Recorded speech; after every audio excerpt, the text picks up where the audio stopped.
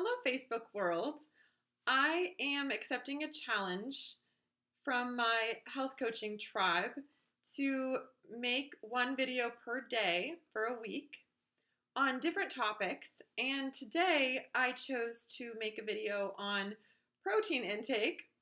And I know that that might sound boring to some of you, but I feel that this is a good time because this topic has come up with a lot of different people and in the last few days, and it's been an ongoing conversation with different coaches in the area, health coaches and life coaches and powerlifting coaches over the past several weeks and months.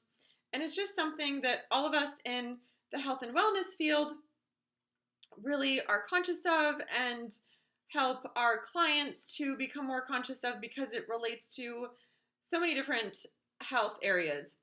So I like to just suggest a good goal to focus on your protein intake as being 1 gram of protein per pound of your body weight per day. So let's say if you weigh 150 pounds, your good goal for yourself for the day would be to get in 150 grams of protein.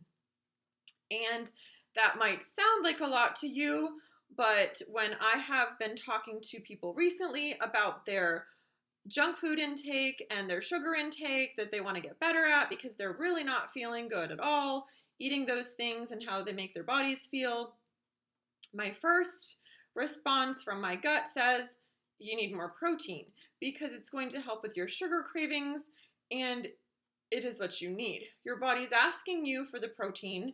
It doesn't say protein, kind of like a child cries and doesn't say, I need protein. It just has cravings.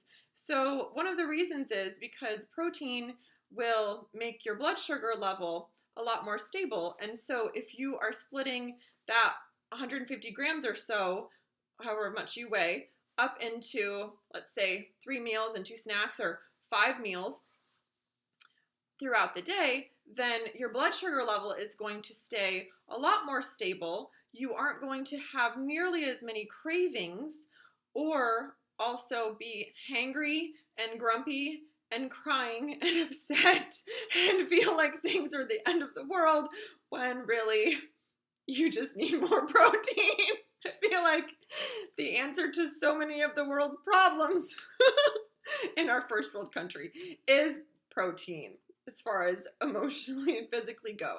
If you're healing from anything emotionally or physically, you need more protein. If you have an injury or you're sore or you just feel like you're just not yourself, protein.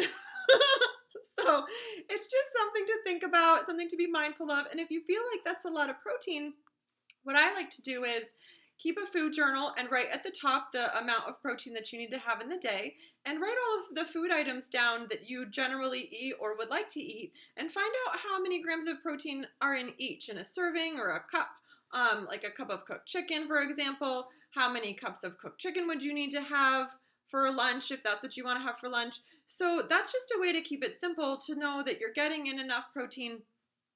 I try to get in a little bit more than 1 gram of protein per body weight per pound of body weight per day because I'm a power lifter and I lift really hard and heavy a couple times a week. I'm also an active mom, but even people who are trying to lose weight, burn fat, and build muscle and just get leaner, that's a really good idea to have 1 gram per pound of body weight per day.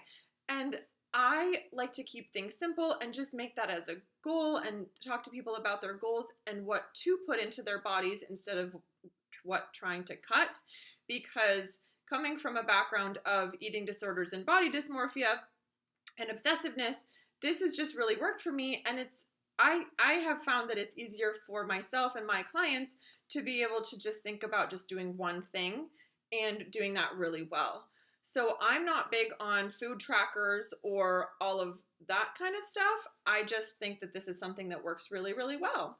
So if you can try to make this your goal for the week, I think that you might find that you really, really enjoy it. And if you're already great with your protein intake and you don't need any help with that, think about some things that are nourishing your body that aren't food, because everything that we put into our body as content is nourishment or takes away from us. So think about some things that you could nourish yourself with other than protein that you really do need, that you are depleted in. So that's my assignment for you. So if you have any ideas about protein sources that you would like to try that are delicious, if you have any recipes, if you have anything that you would like to share and comment about, I would love to hear your ideas and your motivation, because I'm always willing to and open to try new ideas. So I would love to hear from you.